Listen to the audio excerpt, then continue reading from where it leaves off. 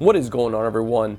I am Grant Rettig, and welcome to our brand new channel, Rettig Co Creative. 6 years ago, I started a wedding and lifestyle photography business. 4 years ago, I expanded the business to include video, as well as bring my wife Brittany in as a partner, and 6 months ago, I went full-time with the business.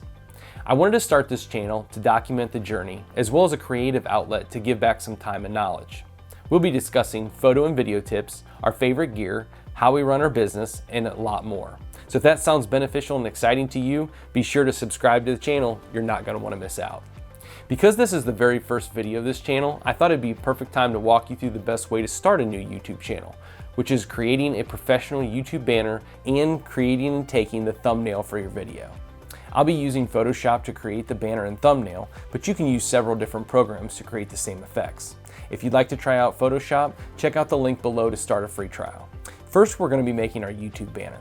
Keep in mind that it's best to plan out your shot and idea beforehand so you don't miss any of the photos that you need. I wanted to create something simple with 2 cutout photos of me on a background photo that I took, along with our new channel logo in the middle.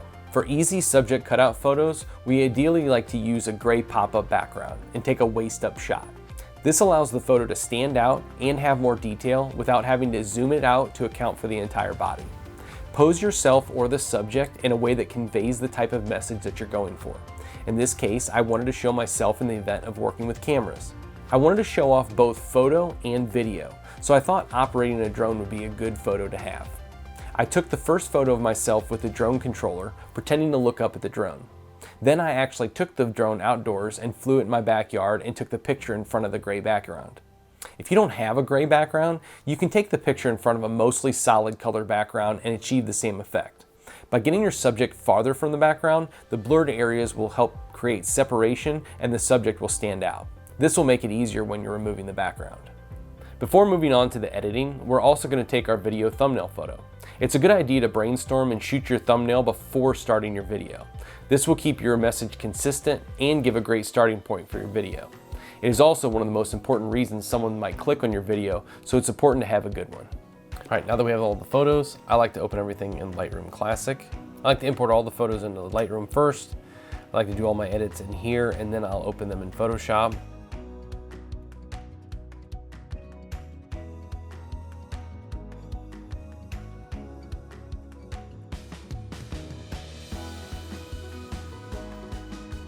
So once you have all the ones that you've edited, you're going to be editing in Photoshop. I'm going to highlight all these, right click, edit in Photoshop. So now we have all of our photos in Photoshop, and I also brought this one in. So this is one of the ones that I want to use for my YouTube banner. So let's start with the YouTube banner because it's going to be the longest one. So I'm going to go ahead and start a new document here. YouTube says for best results on all devices, use an image that's at least 2048 by 1152 pixels and 6 megabytes or less. I have found after creating one and trying to figure it out a little bit, a lot of times what happens is when you create them, you have to make it so small that it gets really pixelated. So what I used was 8.5 by 4.8. In creating that artwork. And then what I do is I've used just kind of a background photo. So I'm going to use this picture that I took at Myrtle Beach. And then I'm going to add it to this. And then I'm going to resize it. So what I'm doing right now is I'm just pressing down Option and zooming out. And then what I'm going to do is I'm going to stretch this all the way down. And that way it will fit in our photo.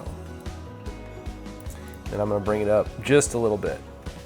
What I have found is that with these photos you have to keep in a very small little area here, and that is all that YouTube is going to see. What I typically do is I'll put a few things on and try it, and then I'll actually check on YouTube. I'll actually go there with the channel, go to my banner image, upload it, and see what it looks like. So we're going to go ahead and start working on this, and then we're going to actually go to YouTube and check to see what it looks like. So let's see here. For the first image, I'm gonna go ahead and do the drone image. So first what we're gonna do is we're gonna take this. This is why I kind of showed you how I shot it on the gray background. What we're gonna do is select subject. And this does a very, very good job of it. It looks like even with my glasses, it did a pretty good job of choosing everything. I'm going to just clean this up just a small amount here.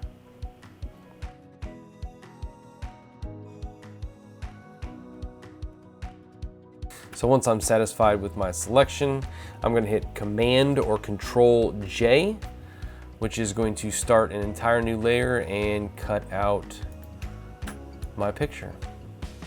Then all we're going to do is just drag onto our new, because this is a different document, it's going to tell us it's a different depth, and we're just going to hit yes. And then we're going to go ahead and resize this as well. Now, this is where we need to figure out how big we're trying to go here. So, what I'm going to do is, first off, I'm going to save this on my desktop. Let's call it Rettig Co Creative YouTube banner. Save. Okay. Next, what we're going to do is we're going to export as a JPEG. It looks like we can go up to 2 megabytes, so it should be good. JPEG and export. Same name on the desktop. Perfect.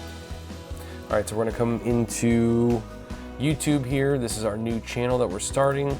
We're going to go to Upload, and we're going to find the Rettig Co Creative banner and hit Open. So as you can see, this is kind of what's showing you how big it's going to look on here. We're gonna have to make it a little bit smaller to be able to fit within the guidelines. So that tells me we're going to have to squish this a little bit here. And now let's start to add these a little bit, and then we can change these later. So same thing that we did before. We're going to select subject. This one's probably going to get a little bit more difficult.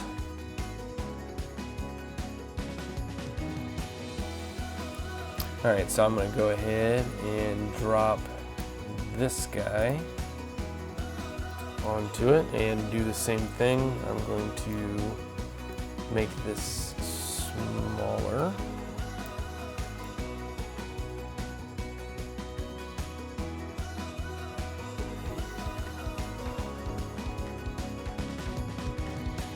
All right, and so then I'm going to go over to the last photo here.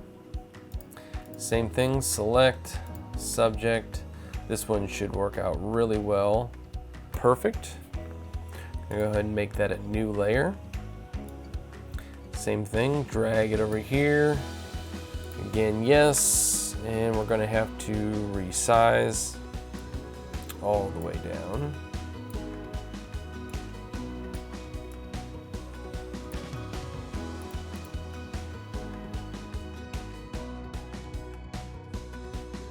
So the only other thing that I wanted to add was our logo.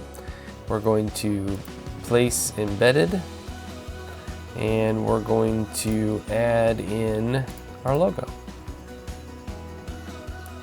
And make that smaller in there. We're gonna put that right in between. Just to blend both of these pictures in just a little bit. Click on this one, and I'm going to go down here and I'm going to add a layer mask. And then I'm going to hit B, or go up and click the brush tool here. Make this a little bit smaller. Make sure you are on a soft round brush, and I'm just going to lightly touch, and actually I'm going to make a little bit smaller here and just lightly touch the bottom, almost paint it out. And this way it just kind of blends naturally into the background here. And I'm going to go ahead and do that for this layer as well. Layer mask. Make sure I'm on the brush tool. Also make sure that your background color is set 1 to the default colors, which is black and white. And then black is on the top. And black is what we need here to blend this in. Perfect. Just enough to make it go. The next thing that I really want to add is, and what we're gonna do is we're gonna add kind of the same thing to both of them. So let me go to effects here, and I know that I usually like to have a little bit of an outer glow. So let's take a look at what we have as far as the outer glow here. I think white is the call, and I'm gonna make this a little bit less of the spread. Looks like 2% blocks it here. And what else? We don't want a stroke. No, stroke doesn't look good. Drop shadow. That's also what we're gonna do here. Keep that a little bit closer. A little bit of a spread. Size down just a bit, and we're gonna hit OK. I like that. All right, so we're gonna go down to these effects here. I'm gonna hold Option on a Mac or Alt on a Windows, and we're going to click on the effects and we're going to drag it down to our other layer. Still holding that Option or Alt, we're going to release and we're going to duplicate what we've already done onto the second layer. And that looks great. All right, so the final thing that I think I want to do is I want to add something here to make the logo stand out just a little bit more than what it is now. So we're gonna go back down to the effects, and do we want a stroke? I don't know that the stroke is going to help as much as I would like it to. I think I'm actually going to need a drop shadow. And I think the drop shadow needs to be white in this case. And then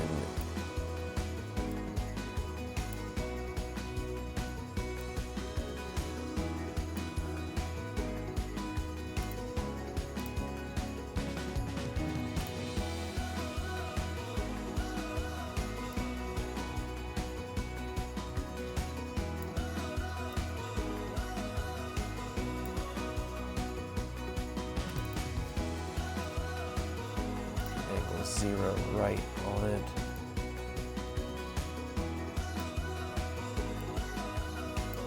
And that looks good. Great. So one thing to keep in mind, the YouTube page does say 6 megabytes or less, but I have found that I need to keep it under 2 megabytes, which the YouTube thumbnail typically are. So we're going to export this, and we had it to 7. We're going to take it down to 6, which is actually a lot less. Go in and export, same thing, replace it. And then we're gonna go back to the banner image, upload it. Good, click done, and click publish. Go to channel, let's look at it. Perfect. So as you can see, this is added in the desktop version, and everything else will be mobile where you were looking at it before. And that's what I was looking for. Perfect. Now let's go back and we're going to make our YouTube thumbnail. So what I'm going to do with this from the get-go, I'm actually going to hit C or go over to the crop button. And I'm going to go up to ratio and I'm going to change this to 16:9. And the reason that I'm doing this is because the YouTube videos are going to be in the format of a 16:9. That is what I need to have it in. So I'm going to start with this. And I'm going to go ahead and do what we were doing before on the pictures, select subject. This one's going to be a little bit more difficult, and I'm going to add a little bit into this photo. So I'm going to go up to the quick selection tool, and I'm going to add parts of this photo in here.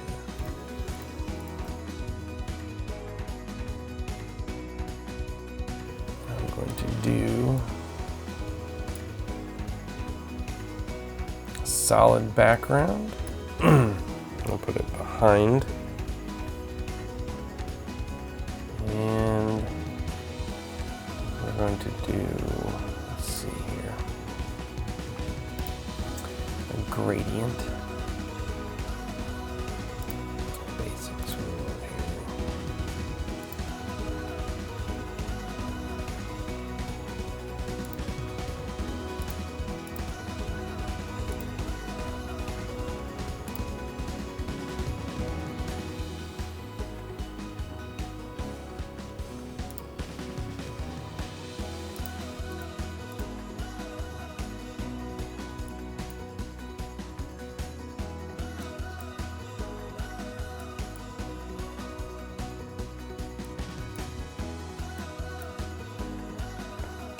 I kind of like that with a little gradient here as the background.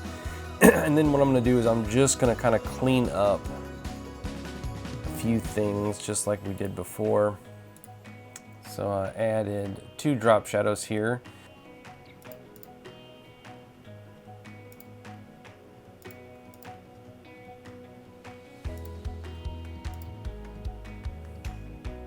And last thing I want to do here is add some text.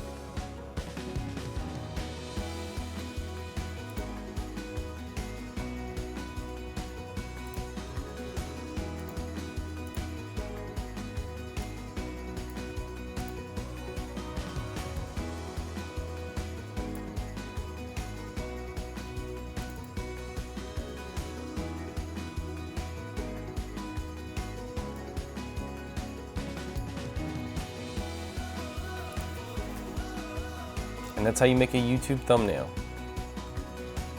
So that's it for our first episode of Rettig Co Creative. I hope you enjoyed the experience. If you'd like to see more content like this, come on back and check us out. And until next time, get creative.